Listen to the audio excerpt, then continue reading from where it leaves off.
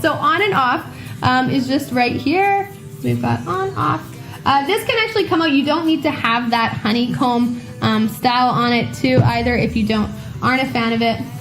There's on. And then on the back piece here, you've got your CCT mode. It'll tell you how much battery, 34%. Also your lighting if you're kind of more set in the warm or cool setting. Function, and then your dimness and settings. You can also set this to be colors as well, which is just wild. I personally like to see it kind of like against a human. So here's it set at that really kind of warm setting, and then cool. So you can just see how much of a difference lighting really makes to the model. I think that's crazy.